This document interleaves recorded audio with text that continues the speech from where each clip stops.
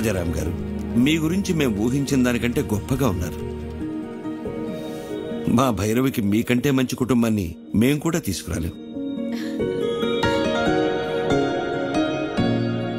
ఇక మేం బయలుదేరుతాం. బాలే ఓరు శుక్లాజీ, ఏంది ఇంత దూరం వచ్చిన తర్వాత అట్ట ఉట్టి చేతులతో వెళ్తే అట్ట తాంబూలాలు పుచ్చుకుని వెళ్ళండి, ఏమంటారు? మీలాంటి పెద్ద ఆయన చెప్పాక కాదనేదే ఉంది. అలాగే చేద్దాం.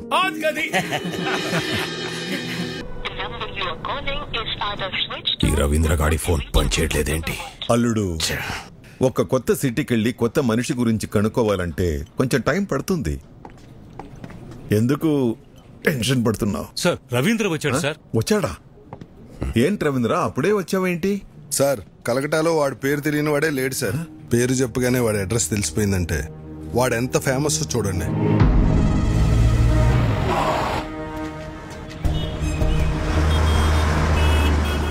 విక్కీ భయ్యా మేరా కాళీగఢ్ కా ఛత్రపతి శివాజీ హై. వాడుండే ఏరియా కాళీగఢ్కి వెళ్ళాను. అక్కడ వాడి బిజినెస్ పార్ట్నర్ గుప్తాను కలిశాను. నేను ఒక జర్నలిస్ట్ ని, స్టోరీ రాస్తానని అబద్ధం చెప్పాను. అప్పుడు వాడు ఒక ఇన్సిడెంట్ చెప్పాడు సార్. నాకు అప్పుడు అర్థమైంది వాడు అక్కడ విక్కీ బాయ్ ఎందుకయ్యాడు. కాళీఘాటు మాది. ఎన్నో ఏళ్లుగా ఇక్కడే బతుకుతున్నాం. మేం ఖాళీ చెయ్యం. సేటు, మీది 400 కోట్ల హోటల్ కావచ్చు, మాది 4 తరాల ఎమోషన్. కోర్టు స్టే ఇచ్చినా నువ్వు ఇలా చేయడం న్యాయం కాదు. మీరు కోర్టు ఆర్డర్ ని నమ్ముకుంటే నేను ముఖర్జీ సేట్ ని నమ్ముకున్నాను. ఈ ముఖర్జీ నమ్ముకున్న వాళ్ళ కోసం ఎంతమందిని చంపడానికైనా రెడీ. మరి మీరు నమ్ముకున్న ఆ విక్కీగాడు మిమ్మల్ని కాపాడడానికి వస్తాడా?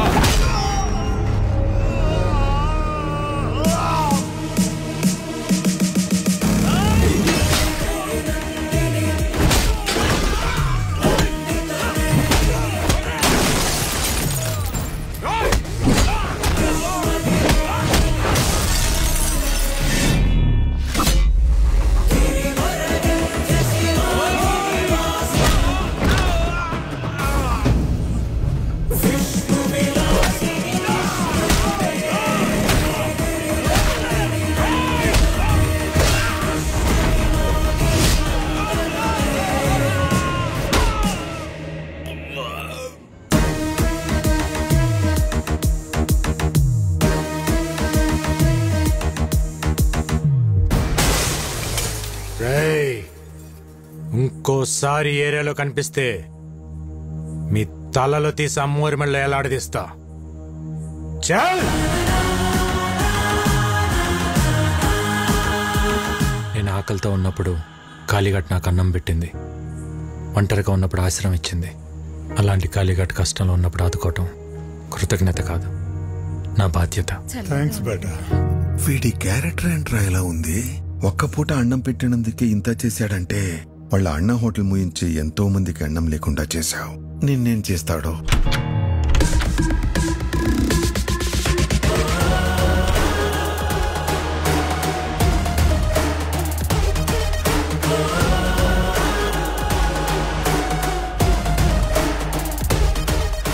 ఏంటి రవీంద్ర, కలకటా ప్రయాణం బాగా జరిగిందా? బై ద వే, నా గురించి తెలుసుకోవటానికి కలకటా పంపించింది జీకేనే, కానీ నువ్వు ప్రాణాలతో హైదరాబాద్కి తిరిగి వచ్చేలా చేసింది మాత్రం నేనే.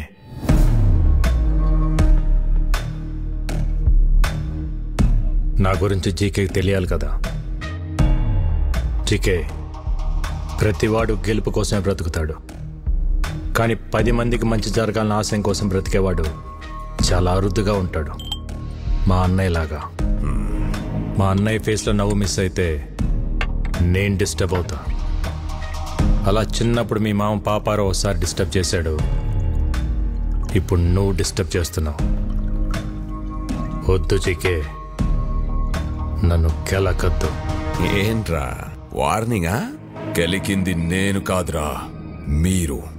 మళ్ళీ చెప్తున్నా, నీ కళ్ళ ముందే ఎప్పుడు నవ్వుతూ ఉండే నీ ఫ్యామిలీలో నుంచి ఆ నవ్వు తీసేస్తా. ఏం పీక్కుంటావు? పీకో. నవ్వు, బాగా నవ్వు. నువ్వు ఎవడి చేత మా హోటల్లో విషం పెట్టించావో వాడు నా చేతికి చిక్కాడనుకో, అప్పుడుంటుందా ఈ స్మైల్? నువ్వు మూయించిన మా హోటల్స్ తెరుచుకుంటున్నప్పుడు నువ్వు దాచిన నిజాలు బయటకు వస్తుంటే నీ ఎంపైర్ రాత్రికి రాత్రి కుప్పకూలిపోతుంటే అప్పుడుంటుందా ఈ స్మైల్? చూసావా, జరగబోయేది చెప్తుంటేనే నీ ఫేస్లో స్మైల్ మిస్ అయింది. అందుకే చెప్తున్నా, హ్యాపీగా నవ్వుతూ ఇప్పుడే ఫోటో తీయించుకొని ఫ్రేమ్ కట్టించి పెట్టుకో. ఎందుకంటే ఆ తర్వాత ఆ స్మైల్ రమ్మన్నా రాదు, రానివ్వను. కొంచెం స్ట్రాంగ్ అయింది కదా, బాగానే ఉంటుంది, తాగు.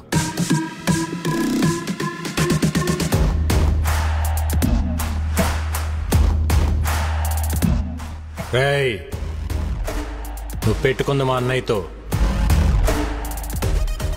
కానీ ఎదుర్కోవాల్సింది నన్ను.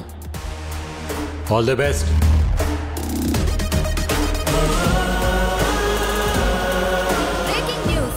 రాజారాం కేసులో విషాహారం తిన్న పిల్లల ఆరోగ్య పరిస్థితి హాస్పిటల్లో సీరియస్ గా ఉంది. వారికి ఏమైనా అయితే రాజారాం జైలుకి వెళ్లాల్సి వస్తుంది. సుఖీభవ హోటల్స్ శాశ్వతంగా మూతపడే అవకాశం ఉంది. It's okay now. ఏం డాక్టర్, ఇంతకాలం అయినా పిల్లలు రికవర్ అవ్వట్లేదు. ఫుడ్లో ఎలాంటి పాయిజన్ కలిసిందో, ఆ పాయిజన్లో ఎలాంటి కెమికల్స్ ఉన్నాయో తెలియపోవటం వల్ల ట్రీట్మెంట్ అంతా ట్రయల్ అండ్ ఎర్రర్లా జరుగుతుంది. కొంతమంది పిల్లలు రెస్పాండ్ అవుతున్నారు, కొంతమంది కండిషన్ చాలా క్రిటికల్గా ఉంటుంది. బట్ ఎనీవే, ఢిల్లీ ఎయిమ్స్ నుంచి స్పెషలిస్టులు కూడా రప్పిస్తున్నాం. Let's hope for the best sir. Doctor, ఆ స్పెషలిస్టులకి ఎంత ఖర్చు అయినా పర్వాలేదు, నేను పెట్టుకుంటాను. I appreciate your kind heart. Will do our best to bring them out. Thank you doctor. Not a problem. Thank you. Okay.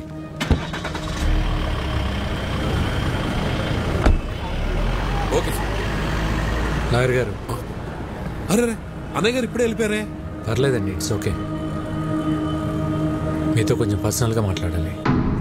మొన్న అనాథ శరణాలయంలో జరిగిన ఫుడ్ పాయిజన్ విషయంలో పిల్లలు తిన్న ఫుడ్లో ఏవో అడల్టరేటెడ్ కెమికల్స్ కలిసాయని ఫుడ్ ఇన్స్పెక్టర్ కేసు పెట్టాడు.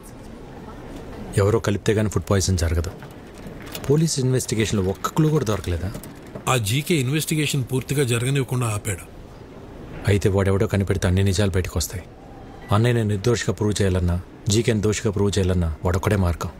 ఇంకొకడున్నాడు. ఎవరు? ఎవరెతను? ఇతను జీకే ఫుడ్స్లో కొంతకాలం పనిచేసిన సైంటిస్ట్, పేరు మహేష్. అక్కడ జరుగుతున్న కల్తీ గురించి, దానివల్ల వచ్చే హెల్త్ ప్రాబ్లమ్స్ గురించి రీసెర్చ్ చేశాడు. జీకే ఫుడ్స్ బ్యాడ్ అని అన్నయ్య స్టేట్మెంట్ ఇచ్చినప్పుడు ఆ మహేష్ వచ్చి అన్నయ్యని కలిశాడు. జీకే పైన మీరు చేస్తున్న అలిగేషన్స్ అన్ని కరెక్టే సార్.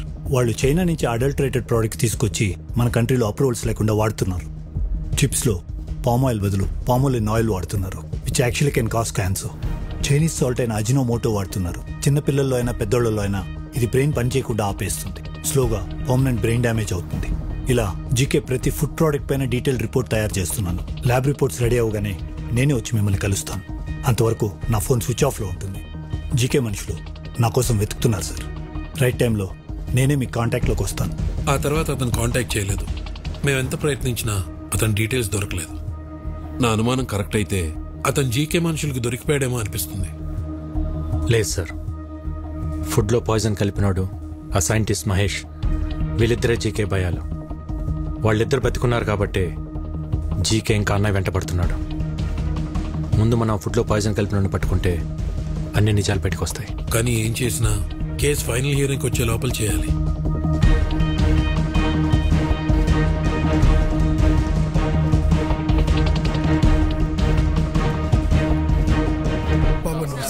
నమస్తే బాబాయ్.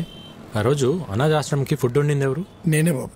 ఆ రోజు వంటలు రెడీ అయ్యాక ఎప్పట్లా సూర్యం గారు ఫుడ్ టేస్ట్ చేసి ఓకే అన్నారు బాబు. ఆ రోజు ఆశ్రమానికి ఫుడ్ తీసుకెళ్ళింది ఎవరు? ఇదో ఈయనే. నేనే సార్. కానీ ఏమైంది? అనాథ శరణాలయానికి వెళ్తుండగా ఆ రోజు నా పాపకి యాక్సిడెంట్ అయిందని తెలిసి హాస్పిటల్కి వెళ్ళిపోయింది సార్. మరి ఎవరు తీసుకెళ్లారు? బయలురాజు. బయలురాజు మన రెస్టారెంట్లోనే తనే చూసుకుంటాడు. నమస్కారం. నమస్తే. బయలురాజు మనోడే. మరి ఫుడ్ పాయిజన్ ఎక్కడ జరుగుతుంది? బాయ్, మర్చిపోయాను. ఇంతకు మీ పాపకి ఎలా ఉంది ఇప్పుడు? అలాకా శుక్ర్ హే, ఇప్పుడు బాగానే ఉంది సార్. ఆ రోజు యాక్సిడెంట్ చేసిన మనిషి తీసుకెళ్లి హాస్పిటల్లో జాయిన్ చేశాడు సార్. బిల్స్ అని తనే కట్టాడు. మంచోడు సార్. తెలిసినోడా? తెలీదు సార్. ఓ యూపీకే ఆద్మీ, చిన్న ట్రక్ ఉంది. ఓ అచ్చా డ్రైవరే సార్. డ్రైవరా? హా సార్. ఉంటాడు?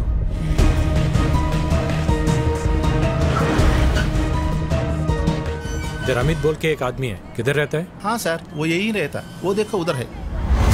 ठीक है। अमित। हाँ, आप कौन? ఒక యాక్సిడెంట్ చేయాలి. क्या? హాస్పిటల్లో కూడా నువ్వే జాయిన్ చేయాలి. ఎంత తీసుకుంటావు? మీరు ఎవరి కోసం వచ్చారు సార్? मैं ऐसा आदमी नहीं हूँ, इज्जत से अपना काम चलाता हूँ। जीके बोले थे करेगा? कौन जीके?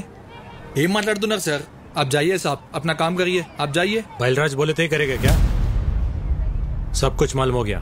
బయల్రాజ్ మొత్తం చెప్పేశాడు. సాలా బయల్రాజు వాడు దొరికిపోయి వాడితో పాటు నన్ను ఇరికిస్తాడా? ఫోన్ కర్, ఫోన్ కర్, ఫోన్ కర్. సార్, ఎవరో జీకే గారంట హైదరాబాద్ నుంచి ఫోన్ చేశారు, ఒకసారి మాట్లాడతారా? జీకేనా? హలో. ముఖర్జీ, విక్కీ గాడి మీద పగ తీర్చుకోవాలంటే బలం సరిపోదు, ప్లాన్ కావాలి. ప్లాన్ ఏంటి? ఇక్కడ వాడికో ఫ్యామిలీ ఉంది, వాళ్ళందరికీ వీడి మీద ప్రేమ ఉంది, వీడికి వాళ్ళన్నంటే భక్తుంది. ఇదే ప్లాన్. నా ప్లాన్ కి నీ పగ తోడైతే విషం చిక్కగా ఉంటుంది. జల్దీ ఆ జాओ, మిల్కే దేఖ్ లేంగే. ఓకే.